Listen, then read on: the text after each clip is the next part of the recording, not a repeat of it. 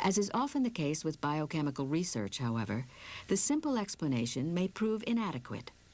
For instance, researchers don't fully understand why patients must take tricyclic drugs for up to 3 weeks before the antidepressive effect is felt.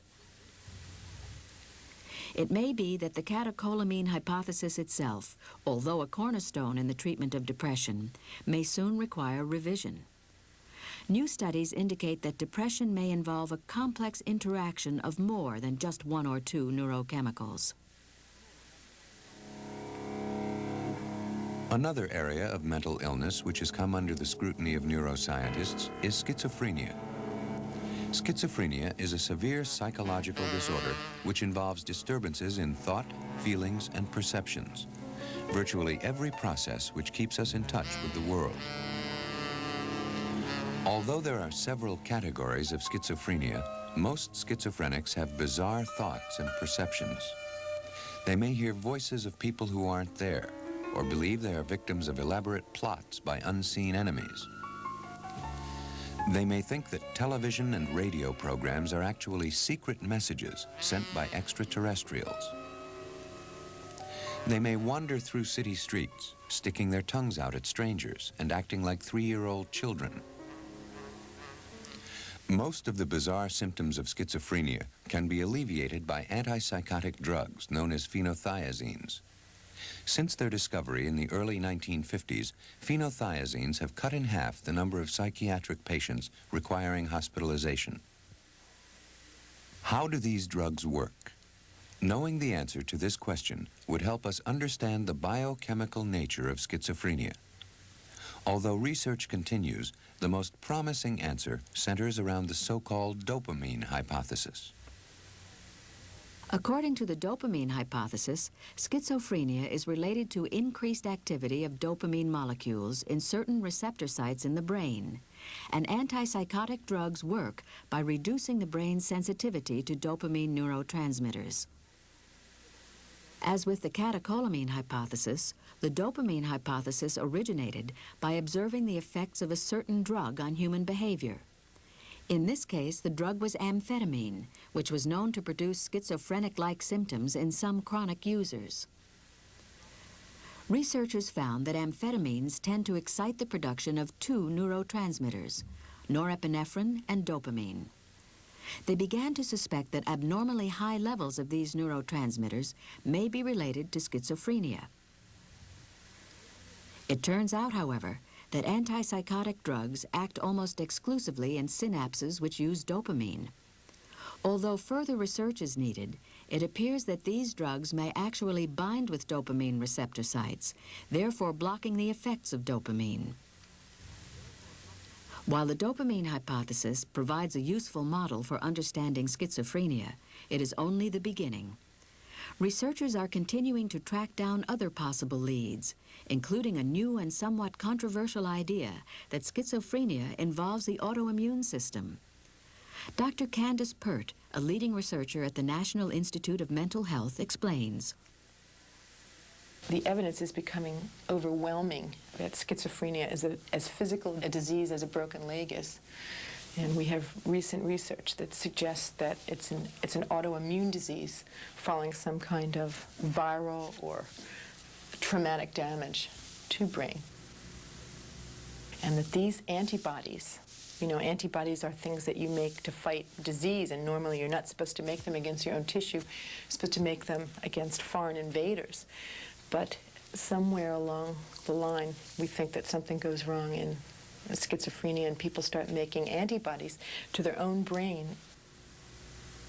And schizophrenics have totally strong and totally inappropriate emotions that they're at the mercy of, and they invent all kinds of wild ideas that the mafia is chasing them to try to find an explanation for why they feel so strange. In recent experiments in my laboratory, we are developing an assay by which it will be possible to screen blood serum from schizophrenics and demonstrate what kind of antibodies they have in it.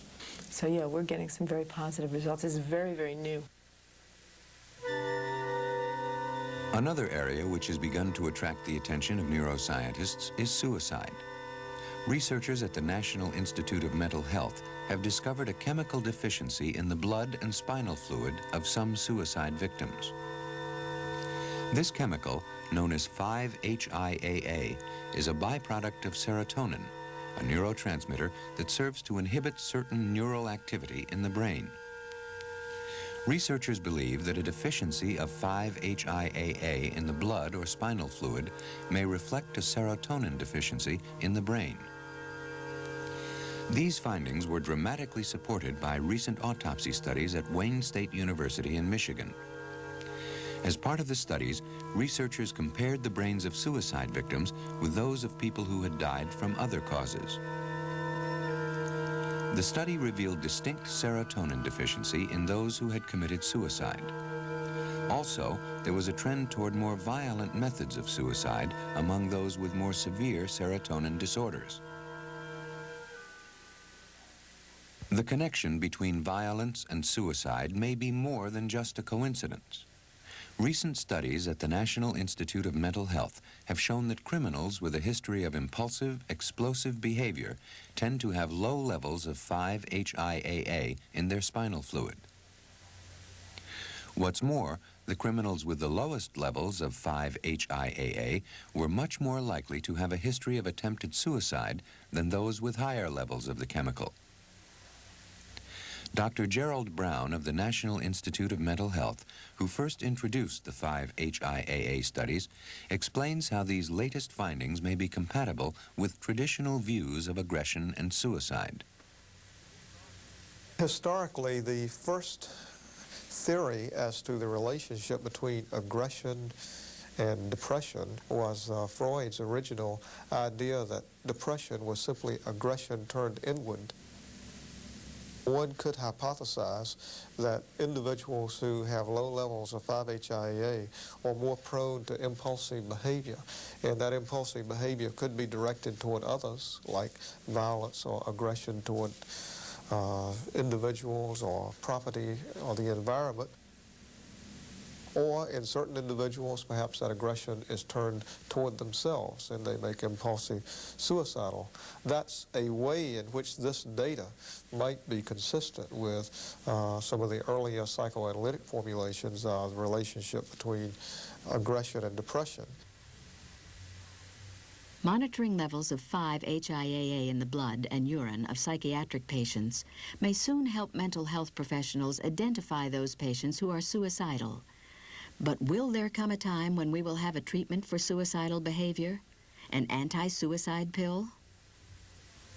As futuristic as it sounds, researchers are already working with a chemical known as trazodone, which acts by blocking the reuptake of serotonin and making more of the neurotransmitter available to the brain.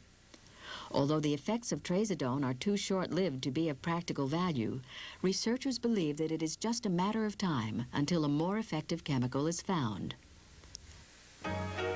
As we continue to unravel the complex mysteries of the brain, we can look forward to a greater understanding of mental disorders and even better forms of treatment. But our insights into human behavior probably won't stop there. Is it possible that one day we will be able to understand the physical basis of all our thoughts, feelings, and actions? Dr. William Bunny. One of the questions that's been asked actually down through history by scientists and by philosophers is the brain more than the sum of its parts? And the answer is absolutely no. And down through history, man has been awed by the power of his own brain and the power of other brains. It was the ultimate thing to ponder, really.